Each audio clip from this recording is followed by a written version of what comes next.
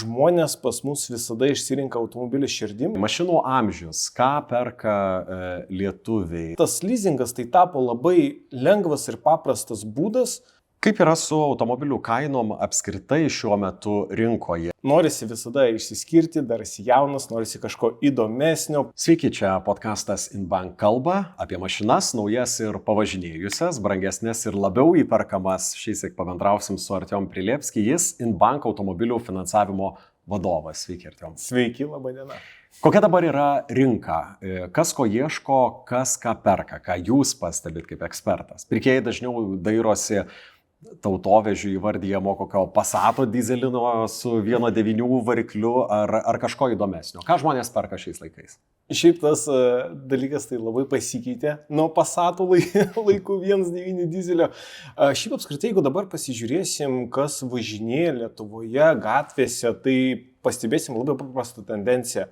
Tai, kad žmonės išsirenka labai miestų visureigius ir universalus. Tai yra vienas iš pagrindinių tokių automobilių tipažų, kokių mes dabar pamatysime ir Lietuvoje, ir apskritai Europoje. Kodėl žmonės tokius dalykus išsirenka, tai būtinai dėl patogumo.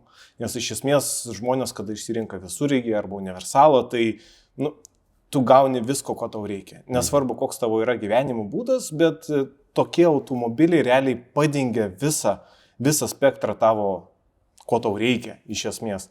Kas liečia arba dyzelinį, kaip paminėjome, arba benzininį, tai labai priklauso nuo gyvenimo būdų irgi žmonių.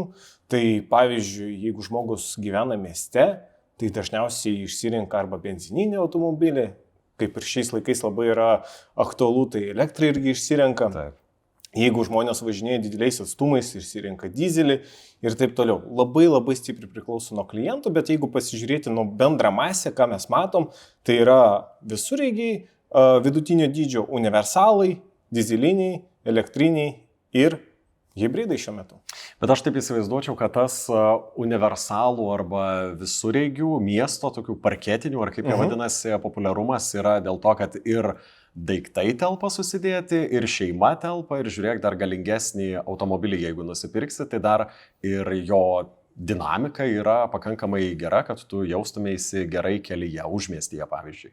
Iš esmės taip, bet irgi vienas iš pagrindinių dalykų, kodėl būtent žmonės išsirenka visureigius, tai yra kaip tu matai vaizdą iš automobilio ir patogumo, nes iš esmės tai kuo aukštesnis automobilis, tai tu daugiau matai, kur tu važiuoji ir taip toliau. Tai iš esmės tai dėl to žmonės išsirenka.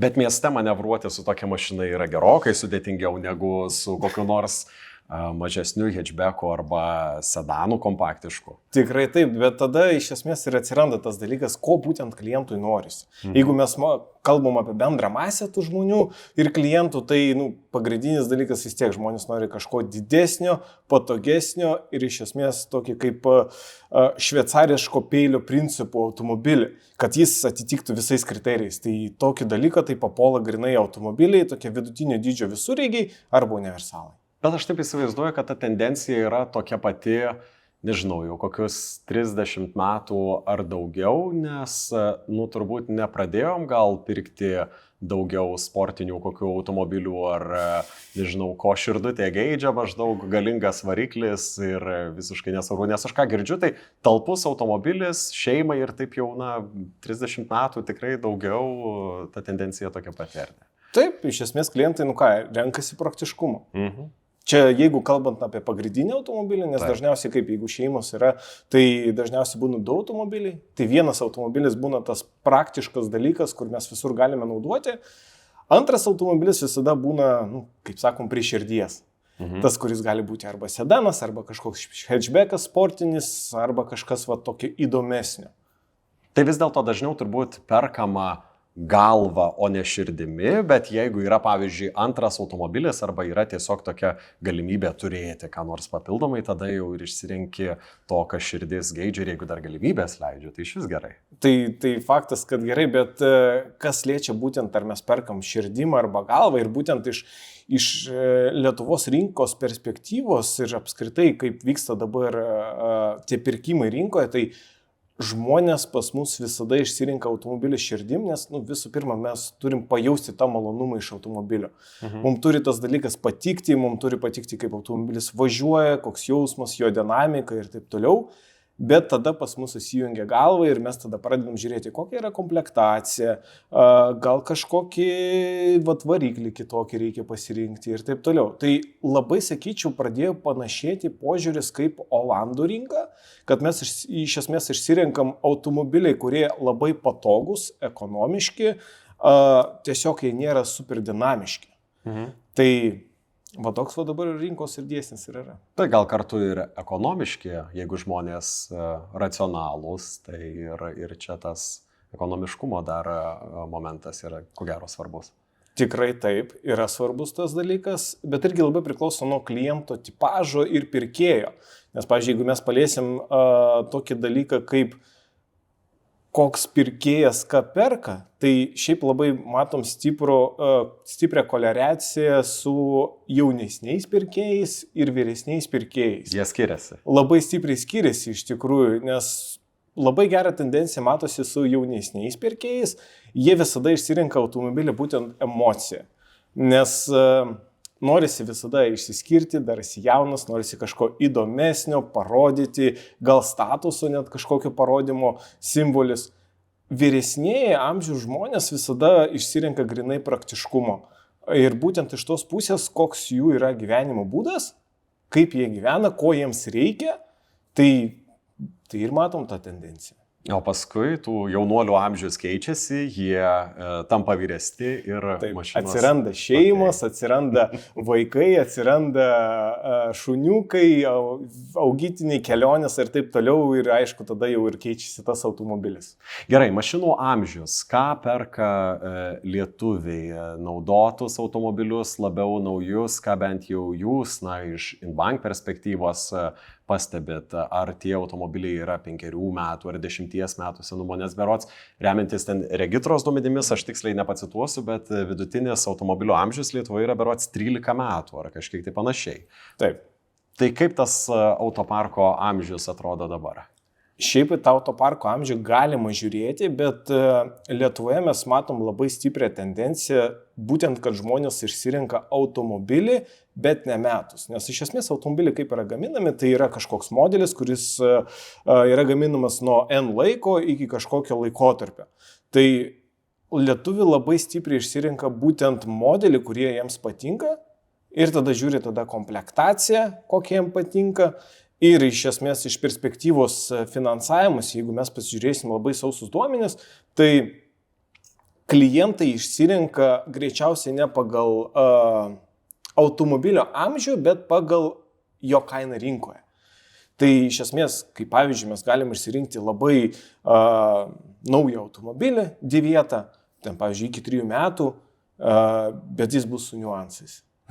Visi mes žinom, kad automobiliai būna su niuansais.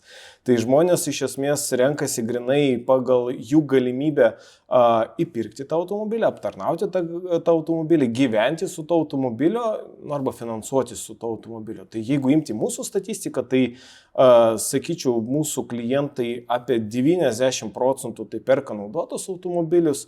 Vidutinė suma tų automobilių, aišku, priklauso nuo ko reikia žmonėms, bet sakyčiau, kad svyruoja kažkur nuo 10 iki 17 tūkstančių. Tai yra toks auksas viduriukas, kur realiai žmonės gali rasti tą automobilį, kuris uždengs visus gyvenimo poreikius jų. Jeigu mes kalbam apie naujus automobilius, tai pasižiūrėti labai paprastai, žiūrim rinką ir pagrindinis automobilio kriterijus rinkos atžvilgių, tai nuo 25 iki 35 tūkstančių automobiliai yra ko puikiausiai ir uždengs visus reikalingus gyvenimo poreikius. Taip. Ar aš teisingai suprantu, kad imkim tą vidutinę sumą nuo 10 iki 17 tūkstančių eurų ir daugmaž tas vidurkis yra? Ir čia jau dažniau, turbūt reikėtų kalbėti ne apie konkretų automobilio amžių, bet apie modelį, nes štai už tą pačią sumą vienam tinka senesnis automobilis su geresnė komplektacija, kitam tinka, kad ir jaunesnis, bet šiek tiek, kuklesnis komplektacijas. Tikrai taip. Ir mes matom tą dalyką, ir sakau, kaip ir visada sakau, tai žmonės turi visada pasidaryti namų darbus. Tai iš esmės turi suprasti, kam jiems yra reikalingas tas automobilis, kiek jie naudosis to automobilio, kiek jie laiko ten praves tam automobilio, kiek važiuos ir taip toliau. Ir tada tik tai žmonės jau supranta būtent, kokio automobilio reikia, o rinka pas mus yra labai didelė ir galima viską išsirinkti. O dažnai jie padaro klaidų vertindami, kam jiem tos mašinos reikia, ką jie su jie darys, kur jie važiuos, kiek jie važiuos ir taip toliau. Tikrai taip, padaro ir iš esmės tai yra emocinis dalykas, nes kai artėja tas momentas, kada nori nusipirkti savo automobilį, tai aišku, kyla labai didelės emocijos, kad jau įsivaizduoja, kaip tu važiuosi link jūros, arba kaip tu padėsi draugams, arba kaip tu nuvažiuosi į kokį restoraną ir taip toliau. Tai labai labai stipriai rekomenduoju visiems tas emocijos šiek tiek nuraminti. Ir tiesiog paimti lapą ir pasirašyti, ko būtent reikia. Ko būtent reikia, kaip ir minėjau, kur važiuoti, kaip važiuoti, kam reikalingas ir taip toliau. Ir labai nuoširdžiai tą dalyką padaryti. Tai sakau, tai išsirenkam visada širdim, bet nuperkam visada su galva. Kaip yra su automobilių kainom apskritai šiuo metu rinkoje? Jeigu mes pasižiūrėtumėm į tarkim, 5 metų laikotarpį, per pastaruosius 5 metus mes ko gero turėjom tokių ir netikėtų šuoliukų, atsiminkim pandemijos laikus. Nauji automobiliai išbrango dėl to, kad komponentų gamyba strigo ir apskritai tų mašinų buvo pagaminama mažiau, kainos sukilo. Panašiai pasivijo ir naudotų automobilių kainos jau vos ne tas, kurios ten prieš 4 metus buvo už naujas mašinas. Kas yra dabar? Tos kainos nusistovėjusios, jos galbūt kažkiek pakrito ar toliau auga, ką pastebit? Tai sakyčiau, kad priklauso nuo automobilių segmentų. Tai jeigu mes imsim, šiaip galima padalinti į kelis sluoksnius. Tai jeigu mes kalbam apie prabangesnius automobilius, tai labai matom stiprią tendenciją, kad kainos tikrai nusistovėjo ir net kartais pradeda kristi, nes iš esmės žmonių poreikis labai stipriai pasikeitė. Nes poreikis kodėl pasikeitė, nes žmonės pradėjo vertinti ne taip, kad koks yra tas automobilis, o būtent kom klientams reikalingas tas automobilis ir kokią naudą jis neš iš esmės tas automobilis. Tai iš kainos atžvilgių, tai prabangesni automobiliai tai arba nusistovėjo, arba labai stipriai nukrito. Paimsim vidutinės klasės automobilius, tai mes matom labai paprastą tendenciją, kad nuo pandemijos laikų tai viskas labai stipriai nusistovėjo. Kritimas yra, bet jis labai yra minimalus. Tai, kaip sakoma, visada rinkoje galima rasti gerą variantą. Jeigu mes kalbėsim apie kažkokius ekskliuzyvinius automobilius ir būtent iš tikrųjų mes pastebėjome tą tendenciją su elektroautomobiliais, kad jų kainas šiek tiek pakrito, žmonės pradėjo jų labai daugiau pirkti, suprasti, kas yra tas elektromobilis ir iš tikrųjų ir pradėjo pas mus labai daug klientų tokių finansuotis, nes labai priklauso irgi nuo gyvenimo būdų. Tai elektroautomobilis yra tobulas dalykas visiems klientams, kurie gyvena mieste, nori nusipirkti nebrangų automobilį, tiesiog nuvažiuoti nuo taško A į taško B, tai yra tobulas variantas ir kainos tikrai pradėjo labai gerėti klientų atžvilgiu.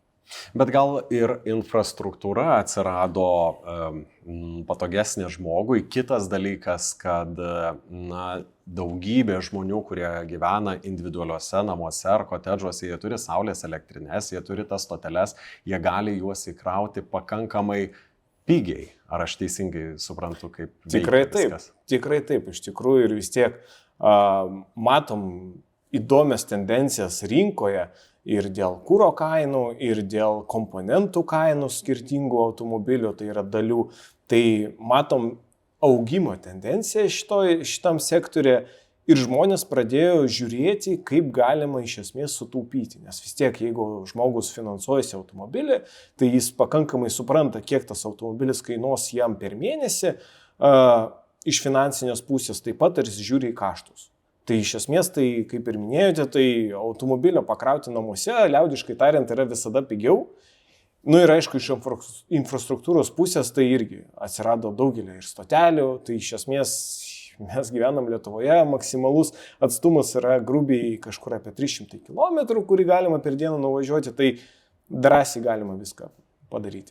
Na, jeigu tas elektromobilis turbūt nelabai senas, nes baterijos jos vis tampa su kiekvienu kilometru nuvažiuotų vis silpnesnės ir tada žiūrėk, tu 300 km sunaudotų elektromobilių vargu ar įveiksi. Nesutikčiau šito atveju, nes iš esmės reikia suprasti fiziką, kaip veikia akumuliatoriai automobilių ir aišku reikia išsirinkti automobilį visų pirma, Taip. kuris nebus nuvažiavęs 500 000 kilometrų. Čia kitas klausimas. Tikrai taip, bet jeigu pasižiūrėti vidutiniškai, tai paimsim skirtingą spektrą automobilių su elektromobiliu, galima drąsiai nuvažiuoti ir 300 km, infrastruktūra tikrai tai leidžia, degradacijos tų baterijų nėra tokia didžiulė, kaip mes manom. Visuose beveik automobiliuose galima tą dalyką labai paprastai patikrinti, tai nematau iš tikrųjų, kodėl žmonės nesirenka. Aišku, mes pripratome, kad yra patogesnis dalykas. Kaip ir minėjau, iš esmės, jeigu klientas supranta, koks jo yra gyvenimo būdas, jeigu jis supranta, kokie jo yra kaštai, kokie yra automobilių išlaikymo kaštai, jeigu jis važiuoja ilgais atstumais, tai be abejo, nėra prasmės iš tikrųjų pirkti tą elektromobilį. Bet jeigu gyvenimo būdas yra toks, kad gyvenam mieste, einam į darbą arba nuvažiuojam į darbą, reikia nuvažiuoti į parduotuvę, tai tikrai pakanka. Dar kalbant apie finansus ir apie pinigus, kiek aktualu žmogui, vairuotojui yra automobilio nuvertėjimas, nes ko gero čia dar vienas faktorius, kurį reikėtų įvertinti. Ir štai dėl tos priežasties galbūt lietuviai dažniau perka Toyotas, kurios statistiškai mažiau nuvertėja, ko gero, negu Fordas ar Opelis ar kažkokia kita. Ir tokiu būdu mes irgi įvertinam tuos savo finansus ne tik pirkimo dieną, bet ir po keliarių metų, kai teks tą automobilį parduoti atiduoti į trečias jau ar ketvirtas rankas. Kai kuriais atvejais taip, bet jeigu mes paimsim tą tendenciją, kad kodėl aš minėjau, nuo 10 iki 17 tūkstančių žmonės finansuojasi būtent tokio tipažo automobilius, jų rinkos kaina jau iš esmės yra stabilizavusios. Tai jeigu jūs nuperkat automobilį, tarkim, už 12 000 eurų, jūs finansavote, po 3, 4, 5 metų tas nuvertėjimas to automobilio nebus labai drastiškas. Ne taip, kaip būdavo iš tikrųjų anksčiau, kai mes kokiais 2012 metais nupirkam automobilį, iki pandemijos ten pasivažinėjom 5 metus, 2017 metai mes pasižiūrim, iš esmės, kad Autopliuse tas automobilis jau yra nuvertėjęs kokiais 5-6 tūkstančiais eurų. Tai tikrai šiuo metu tokių dalykų nevyksta. Galima svarstyti, kad gali būti procentiškai 10-15% bus tikrai nuvertėjimas, bet tokio drastiško, kad nupirkom automobilį už 10 000, po 3 metų jis bus 5 000 vertė automobilis, tai tokių dalykų jau nebevyksta. Nes iš esmės nauji automobiliai atsiranda, bet vis tiek, kaip ir minėjote, tai mūsų vidutinis automobilio amžius yra 13 metų. Tai grubiai sakant, automobiliai tie patys ir sukasi pas mus rinkoje. Taip. Ar keičiasi žmonių požiūris į automobilių leasingą? Ar žmonės vertina tą įsipareigojimą labiau kaip tam tikrą finansinę naštą, ar priešingai automobilių leasingas jų akyse yra tiesiog galimybė turėti gerą, naujesnę mašiną nei anksčiau už kažkokią tai kainą, bet be didelių pradinių investicijų, nes jeigu tu norėtum sukaupti, kad ir tuos 10-17 tūkstančių eurų, tai net ir ko gero vidutinės pajamas gaunam čia žmogui, čia Lietuvoje, tai būtų vis tiek, reikėtų pasispausti kažkurioje vietoje. Kaip yra su požiūriu į leasingą? Šiaip iš tikrųjų požiūris labai stipriai pasikeitė per pastaruosius, sakyčiau, gal 5-6 metus. Ir būtent dėl to, kad buvo kelios bangos dėl leasingo. Būtent pirma banga visų klientų tai buvo tokie, kurie, iš esmės tai yra kaip ir naujas dalykas, kad galima išsigyti tos automobilius greitai, be pradinio įnašo, be nieko. Ir žmonės labai pradėjo žiūrėti, kad galima nusipirkti prabangesni verslo klasės automobilius. Po to antra banga prasidėjo, kai žmonės pradėjo žiūrėti labai stipriai į senesnius automobilius, bet labai patikimus. Ir šiuo metu matau labai stiprų subalansavimą to pirkėjo, kuris įvertina, ko jam reikia įvertina, kiek kainuos tai per mėnesį ir iš esmės tas leasingas tai tapo labai lengvas ir paprastas būdas arba įsigyti šiuo metu automobilį, arba iš esmės, jeigu žmogus turi santaupas, nenori išsileisti labai daug pinigų, tai jis tiesiog pasinaudoja leasingu kaip įrankiu. Nes iš esmės vis tiek, kai pinigai yra sąskaitoje, tai yra visada tas saugumo jausmas. Ramiau. Liaudiškai tariant, ramiau, nes vis tiek galbūt reikės būstą remontuoti ar kažkas panašaus. Tai visada leasingų žmonės dabar pradėjo žiūrėti labai lankščiai. Ir mūsų ekonomika leidžia tai padaryti, kad mes šiandien finansuojam automobilį, po 3 metų mes parduodam tą automobilį, mes uždarom mūsų leasingą, išsirinkam kitą automobilį ir važiuojam. O kur yra ta sveika riba tarp to, kai leasingas kaip instrumentas padeda priimti protingą sprendimą, o kada pastumėja žmogų taip nejučiomis į per brangų galbūt pirkinį, nes jeigu tau rankos atrištos ir tu gali nusipirkti, tai ir nusipirki. Paskui žiūri, gal ne pagal galimybės, gal čia reikėjo pigesnio to pirkinio, nes ir įmoka atitinkamai didėja. Tai kaip rasti tą sveiką balansą? Tai dar kartą visada propaguoju padaryti namų darbus. Visada atsiranda ta galimybė su leasingu iš tikrųjų, kai tai yra ypač jeigu pirmas automobilis, tai visada norisi kažkokį wow efekto.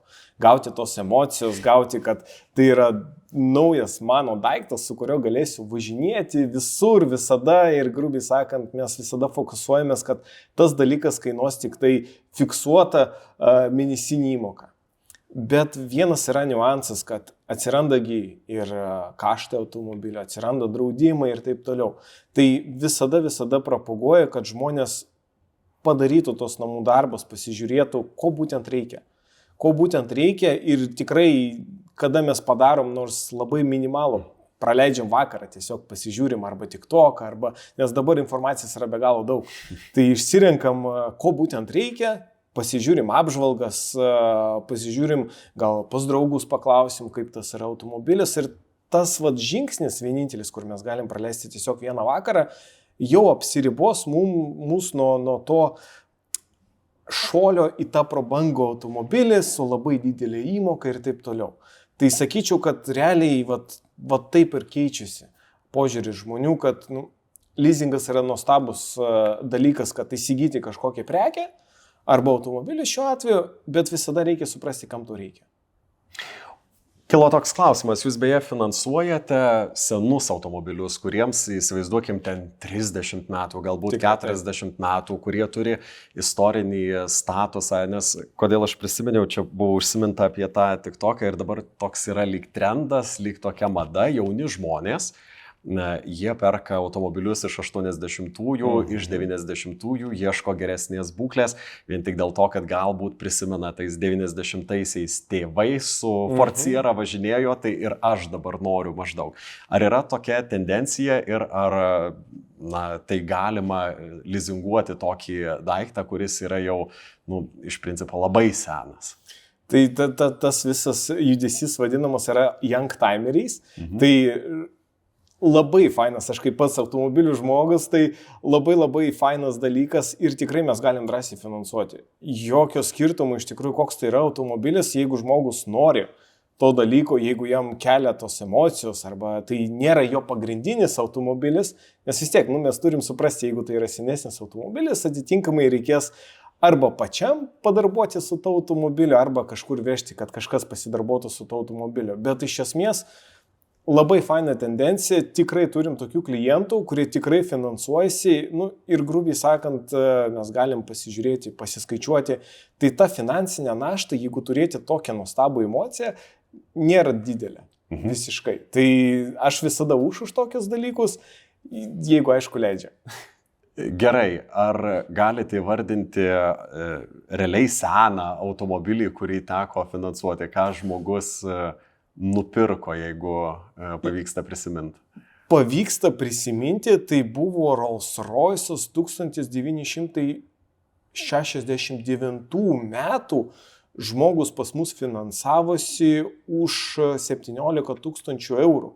Tai buvo muziejinis eksponatas, jeigu aš neklystu, iš Skandinavijos šalių. Tai ko puikiausiai žmogus finansavosi, darbuojasi su to automobiliu, važinėjo, kiek aš žinau, nes tai buvo tikrai stebuklas, nes vis tiek, kaip dirbu su partneriu mūsų tinklu, tai visi buvo nustebę, kad realiai, kad tokį automobilį žmogus rado ir dar finansavosi. Ir ko gero tai buvo svajonė, kuri buvo įgyvendinta. Tikrai taip, tikrai taip. Mūsų pokalbio pabaigai, jeigu vis dėlto šiandien žmogus svarsto apie automobilio pirkimą ir dvejoja, pirkti dabar, ar gal šiek tiek palaukti, geresni laikai ateis, atpigs mašinos ir pavyzdžiai, daug kas gali būti žmonių galvose. Nauja mašina ar naudota, rinktis pagal norus ar pagal galimybės, kokie 3 svarbiausi patarimai nuo jūsų būtų tiems žmonėms, tiems vairuotojams. Pirmas patarimas, aš kaip suprantu, paimti ir sudaryti sąrašą ir realiai susirašyti, kokie yra poreikiai. Tikrai taip. Tikrai, iš esmės tai padarom tos namų darbus, ko reikia, po to įvertinam iš tikrųjų, nes vis tiek mes nemažai laiko praleidžiam tam automobilį. Tai malonumo jausmas tikrai turi būti. Nes vis tiek, kaip ir minėjote, mes galim nupirkti tą Toyotą. Jinai bus labai patvari, labai pigiai aptarnavimas ir taip toliau, bet nebus jausmo to automobilio. Tai grubiai sakant, įsėdom į taksi ir kažkur nuvažiavome ir viskas. Tai sakyčiau, kad pirmas, tai padarom sąrašą, ko reikia. Antras, tai nuoširdžiai atsakom, ar tikrai kels nors kažkiek malonumą tas automobilis. Ir trečias, tai tiesiog pasižiūrim, kiek tas automobilis mums kainuos per mėnesį. Ir įsivertinam savo galimybės. Tikrai taip. Artiom Priliepski čia, podcaste InBank kalba, InBank automobilių finansavimo vadovas. Artiom, ačiū labai už pokalbį ir gerų kelionių šiais metais. Ačiū Jums. Ačiū.